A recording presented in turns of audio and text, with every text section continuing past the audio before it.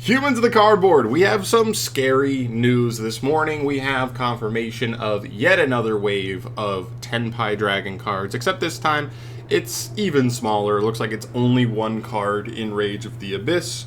It's a spell card. I haven't read it yet, but we'll see. I love this guy, by the way. I will say this. I'm not a big dragon guy, but I love that this guy is just like the golden retriever of dragons. It makes him much more endearing to me, even though I don't really like dragons. But anyway, we need to get into this because Tenpai Dragon is a very scary deck in the metagame, and so if this support is actually even more makes it even better going forward, that's a very very scary prospect to look at going forward. So let's go ahead and see how this works. So this is Sangen Furo.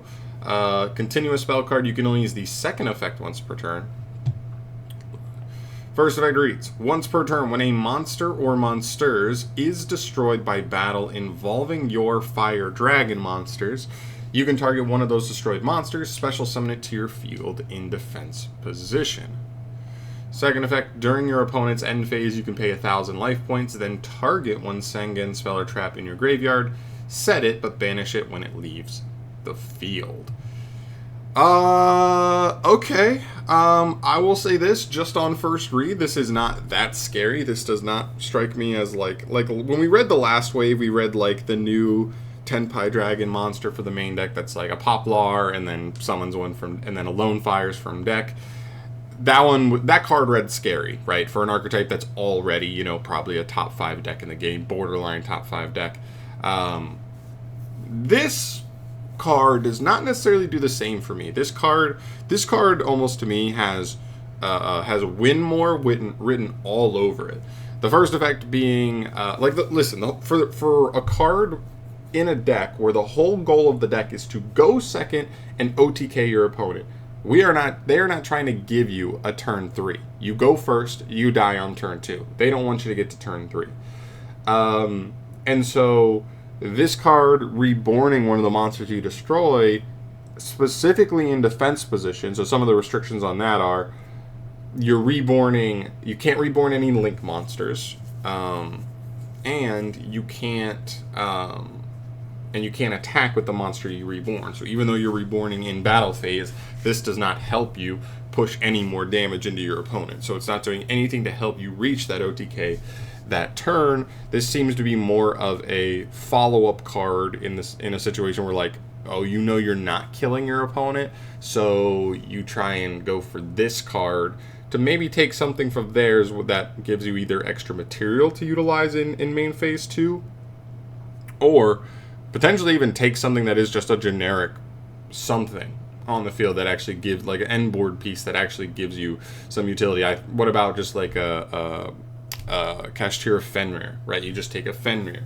and then boom, that's added to your board. Stuff like that seems to be the bigger utility out of this deck, because this is a synchro deck, so if levels don't match up, it could be a little bit awkward just taking any monster and trying to utilize it as synchro material. And then the second effect, this affect's even more meh to me.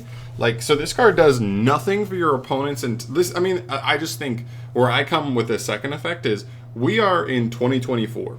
If we are going to activate this card, basically have it do nothing for all of our opponent's turn, and then expect that on end phase we're just going to be able to get a free +1 out of it, I just don't really see that being a realistic option. If you leave this face up and your opponent reads it and they go, oh, you're just getting a free +1? A free 1 card OTK on end phase? No, we're not doing that. I'm gonna hand trap that. I'm gonna make SP and banish this card. Whatever it is, I just don't see that being an actual realistic thing you can rely on. Especially since the first effect from this effect is definitely an effect that you're only gonna really be utilizing in your battle phase. So you use this in your battle phase, and then you have to wait all the way until the end of your opponent's turn for this effect to even be live, which I just don't see being all that realistic. So, a little too slow for me. If this had said destruction period, this may have been a little bit more interesting, because that way we could potentially, even with a Black Rose line potentially, Being able to just like black rose into a board and completely wipe it, or just maybe even generic board breakers. If it just said if any monster is destroyed by battle or card effect, target one of those monsters reborn it, right then just being able to, maybe even in a format where Lightning Storm or even just Hard Raigeki are just good in a format. You're already playing a hard going second deck anyway. Those can be in the main. That actually could have been something interesting, but I get it. It's not, they didn't want to make it too generic that way. So, and anyway, I'm not complaining, right? Like I said, this was very scary when I saw it. I didn't know what it did. I'm glad Konami made it a little bit more middling than they obviously could have. They could have tried to push this a little harder than they did, but I'm happy they didn't. All things considered, just a mech card. Have to cover it because it's Tenpai Dragon, and that's just scary in and of itself. But I don't think this card will see play in their decks.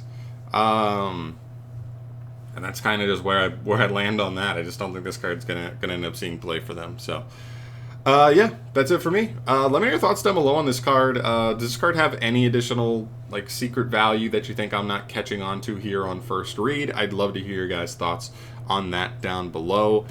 If you don't know, for Rage of the Abyss, I've been expecting news this week already. I'm kind of surprised that we're already hitting Wednesday with no other news. I believe we have their Rage of the Abyss for them drops on the 27th of this month. So they should be getting they're getting Rage of the Abyss in like 23, 24 days. And we still have, I think with this card being revealed, we have 46 unrevealed cards in the set. So that's a really large amount. I'm really expecting news to kind of hit hard. If this is going to be a light week, like it's kind of like they're kind of shaping it up to be, we are going to hit the ground running next week for sure. Because if we don't usually get stuff over the weekend, and if we don't get anything tomorrow, we're looking at, like 45 cards in more like 18 days at that point. So keep your eyes peeled for that. I'm going to bring you anything Yu-Gi-Oh! News that comes out that I think is really interesting. We also have other stuff on the horizon. We should be creeping closer and closer to Blue Eyes reveals for that structure deck. We should be creeping closer to the crossover breakers reveals on some of those archetypes to just get an idea of what's going on with those. And I would also say, like, we also could be getting closer to an announcement for Terminal World 2 this month, which a lot of people are hoping for. I'm definitely one of them because I think they did a good job with the first one, but we'll see. So yeah, all that just for me to say, I'll keep you posted on any of that stuff, so just keep your eye out. If you're not subscribed, you should do that. That way you are kept up to date on all big things Yu-Gi-Oh! News for the TCG, and I will see you guys in the next video. Thanks for watching. Peace.